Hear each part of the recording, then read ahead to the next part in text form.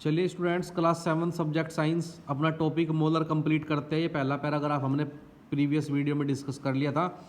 अब डिस्कस करते हैं आगे। The permanent teeth begin to erupt after the deciduous teeth start falling out. यानी कि जब हमारे जो कच्चे दांत होते हैं जब वे टूटना शुरू कर देते हैं तब हमारे परमानेंट टीथ आने शुरू हो जाते हैं। The first permanent tooth appears when a child is about 6 और 7 ईयर ओल्ड। यानी कि पहले जो परमानेंट टीथ होते हैं वे तब आते हैं जब बच्चा 6 से 7 साल का होता है। Between the age of 6 and 12 यानी कि 6 से 12 की एज के बीच में deciduous teeth are replace by permanent teeth. जो कच्चे दांत होते हैं, दूध के जो दांत होते हैं, वे रिप्लेस कर लिए जाते हैं परमानेंट टीथ से। The last permanent teeth erupt after the age of 17। यानी कि जो आखिरी दूध का दांत होता है, ये जो उसके टूटने के बाद जो परमानेंट दांत है वो लगभग 17 साल की उम्र के बाद आता है। There are 32 permanent teeth 16 inch in each. जो लगभग 32 दांत होते हैं परमानेंट हर एक जौ में, हर एक जबड़े में 16 दांत होते हैं। 2 जबड़ों में कितने दांत हो गए? 32। They are larger than the deciduous teeth. यानी कि ये थोड़े बड़े होते हैं दूध के दांतों से। Each jaw has 4 incisor, 2 canine, 4 premolars and 6 molar. हर एक जबड़े में 4 इंसाइजर, 2 कैनाइन, 4 प्रीमोलर और 6 मोलर होते हैं। The last molar in each jaw appear very late and are called wisdom teeth. यानी कि जो लास्ट का मोलर होता है हर एक जबड़े में वो बहुत ही देरी से दिखाई देता है और उसे हम विजडम टीथ भी कहते हैं। We know that bacteria are present all around us. हम जानते हैं कि हमारे चारों ओर बैक्टीरिया प्रेजेंट रहता है। Our mouth too contains bacteria. हमारे मुंह में भी बैक्टीरिया होते हैं। If we do not clean our teeth properly many harmful bacteria start growing on the food particles. अगर हम अपने दांतों को सही से साफ नहीं करते हैं तो बहुत सारे बैक्टीरिया हमारे मुंह में या भोजन में ग्रो करना स्टार्ट कर देते हैं। These food particles and saliva together form A sticky film called plaque on teeth. यानी कि यही फूड पार्टिकल और सलाइवा एक साथ मिलकर एक चिपचिपा पदार्थ हमारे दांतों पर ले आता है जिसे हम प्लेक कहते हैं। The bacteria produce acid. Bacteria acid को प्रोड्यूस करता है which gradually dissolve the hard tooth enamel. यानी कि जो वो दांतों में जम जाता है। So we should clean our teeth properly after every meal. तो हमें हर भोजन लेने के बाद अपने दांतों को अच्छे से नियमित रूप से साफ करना चाहिए। आगे पढ़ते हैं ओसोफेगस। ओसोफेगस क्या होता है? The oesophagus or food pipe is a narrow tube that connect the mouth to the stomach. जो ओसोफेगस होता है और फूड पाइप होता है वो एक बहुत ही छोटी ट्यूब के साथ, बहुत ही बारीक सी ट्यूब के साथ कनेक्ट रहता है हमारे मुंह से और पेट तक। The oesophagus takes the food into the stomach. जो ओसोफेगस होता है वो भोजन को स्टोमक तक लेकर जाता है। The food is push down to the stomach by the wave like movement called peristaltic movement. यानी कि जो भोजन होता है उसे धकेला जाता है पेट के द्वारा एक वेव लाइक मूवमेंट में, जिसे हम पेरिस्टेटिक मूवमेंट कहते हैं। The mucus from the saliva act as a lubricant. जो मुकस होता है सलाइवा का वो लुब्रिकेंट की तरह काम करता है। So that the food slips down easily. ताकि जो भोजन है वो आसानी से स्लिप हो जाए। अब पढ़ते हैं स्टोमक के बारे में। The stomach wall contain cells which secrete gastric juice. जो स्टोमक की वाल होती है उसमें सेल होती है और जो निकालती है गैस्ट्रिक जूस को। It is a colourless liquid containing water, some salts, hydrochloric acid and an enzyme called pepsin. यह एक रंगहीन लिक्विड होता है जिसमें वाटर और साल्ट होते हैं और हाइड्रोक्लोरिक एसिड होता है और एंजाइम होते हैं और जिन्हें कंबाइंड रूप से पेप्सिन कहा जाता है। Pepsin begin to digest protein. Pepsin digest करना शुरू करता है प्रोटीन को। Hydrochloric acid help to kill any bacteria in the food. और हाइड्रोक्लोरिक एसिड मार देता है सभी बैक्टीरिया को जो भोजन में रहते हैं। The stomach stores the food for quite a long time. जो पेट होता है, स्टोमक होता है, वो भोजन को लंबे समय तक अपने अंदर स्टोर रखता है। आफ्टर 2 और 3 आवर्स, 2 या 3 घंटे के बाद the food moves to the small intestine. जो भोजन है वो छोटी आंत में पहुंचना शुरू हो जाता है। अब पढ़ते हैं स्मॉल इंटेस्टाइन के बारे में।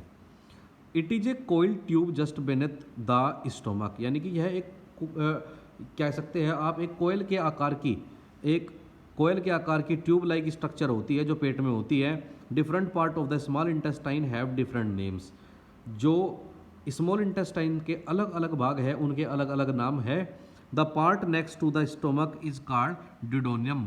जो अलग पार्ट है, जो अगला पार्ट है पेट का, उसे हम ड्यूडोनियम कहते हैं। The middle region is called jejunum, और जो मिडिल जो बीच वाला हिस्सा है उसे हम जिजनम कहते हैं। And the lower part is called ileum, और जो सबसे नीचे वाला भाग होता है उसे हम इलियम कहते हैं। The chyme pass out of the stomach into the duodenum. जो चाइम है जो जाता है भोजन, चबाया हुआ जो भोजन है जो पेट में जाता है वो ड्यूडोनियम में जाकर खुलता है। In the duodenum the food is mix with pancreatic juice secreted by the pancreas. अब ड्यूडोनियम में जो भोजन है वो पैनक्रियाटिक जूस के द्वारा मिक्स, पैनक्रियाटिक जूस के साथ मिक्स हो जाता है और सेक्रेट करा जाता है, यानी बाहर निकाला जाता है पैनक्रियाज से। And the bile juice secreted by the liver, जो बाइल जूस सेक्रेट होता है लीवर से। The small intestine serves both the digestion and absorption, यानी कि जो स्मॉल इंटेस्टाइन होती है उसमें दोनों घटनाएं होती है, डाइजेशन भी होता है और एब्जॉर्प्शन भी होता है।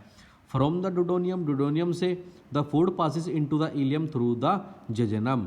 जो भोजन है वो पास होता है इलियम में, किसके द्वारा? जेजेनम के द्वारा। The digestion of food is completed in the small intestine. जो फूड का डाइजेशन है वो पूर्ण होता है स्मॉल इंटेस्टाइन में।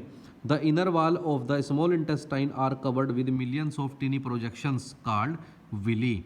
जो सब अंदरूनी हिस्सा होता है वाल का, इंटेस्टाइन का, कवर होता है बहुत सारे टीनी प्रोजेक्शन से, जिसे विली कहते हैं। Cells of villi secrete enzyme, जो सेल होती है विली की वो बहुत सारे एंजाइम सेक्रेट करती है। Which complete the digestion of food, जो भोजन के डाइजेशन को कंप्लीट करती है।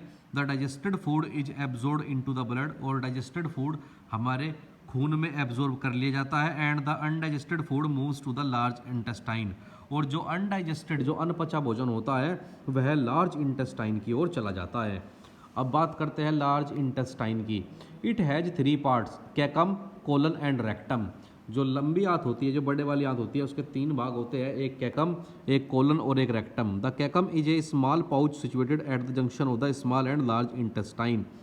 जो कैकम होता है वो एक छोटा सिरा होता है जो रहता है स्मॉल और लार्ज इंटेस्टाइन के जंक्शन पर, जहाँ पर वे दोनों मिली रहती है। The colon is the major region of the large intestine. जो कोलन होता है वो मुख्य भाग होता है लंबी आंत का। Which start from the caecum, जो केकम से स्टार्ट होता है। And the end in the rectum, और रेक्टम में जाकर एंड हो जाता है। The rectum is a short tube slightly wider as compare to colon. Rectum जो है एक बहुत ही छोटी ट्यूब होती है और लगभग थोड़ी सी बड़ी होती है कोलन से। Which open at the anus, और जो एनस में जाकर खुलती है।